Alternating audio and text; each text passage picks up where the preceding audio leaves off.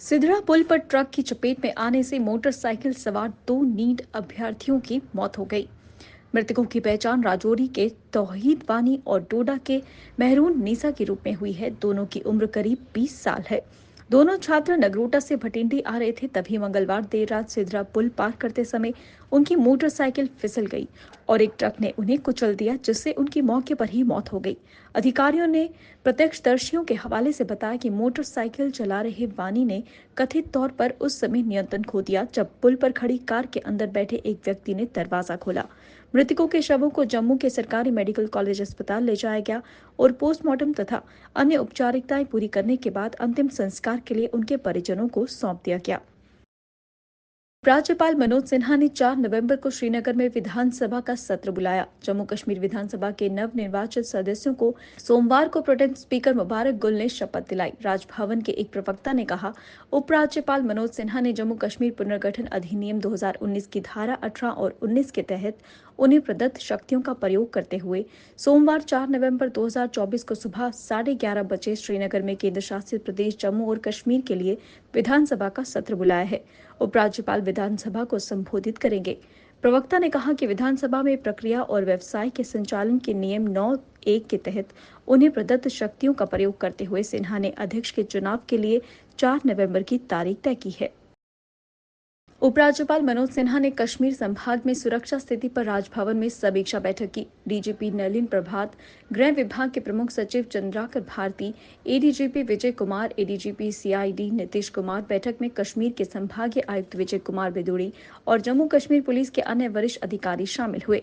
LG Sinha ने Jammu Kashmir police अधिकारियों से श्रमिकों की सुरक्षा के लिए प्रमुख बुनियादी ढांचा परियोजनाओं और निर्माण शिविरों के आसपास सुरक्षा ग्रिड को मजबूत करने के लिए कड़े कदम उठाने को कहा। उन्होंने परियोजना कार्यान्वयन एजेंसियों के साथ नियमित समन्वय बैठकों के लिए तंत्र स्थापित करने पर जोर दिया। टीएस वजीर के बेटे करण सिंह वजीर को Jammu Kashmir transport welfare association का अध्यक्ष चुना गया। जम्मू में मीडिया से बात करते हुए करण सिंह वजीर ने कहा, ट्रांसपोर्टरों के मुद्दों को सरकार में उचित स्तर पर उठाएंगे। मांडीपुरा जिले में गुरेज घाटी के खूबसूरत प्रवेश द्वार राजदान दर्रे पर हल्की बर्फबारी हुई, जो आने वाली सर्दियों का संकेत है। हल्की बर्फबारी ने दर्रे को शांत सफेद चादर से ढक दिया, जिससे स्थानीय लोगों और पर्यटकों के लिए घाटी की खूबसूरती और बढ़ गई। प्रत्यक्षदर्शियों ने बताया कि बर्फबारी के बावजूद गुरेज बांदीपुरा मार्ग पर यातायात प्रभावित नहीं हुआ। अधिकारियों ने पुष्टि की कि मार्ग अभी भी खुला है। पिछले हफ्ते जिले के गगनगीर इलाके में हुए आतंकी हमले में 7 लोगों की हत्या को लेकर गांधीपुर जिले के कंगन इलाके में सैकड़ों छात्रों ने विरोध प्रदर्शन किया। प्रदर्शनकारी छात्रों ने हत्याओं की निंदा करते हुए कहा कि कश्मीर में ऐसी घटनाएं नहीं होनी चाहिए।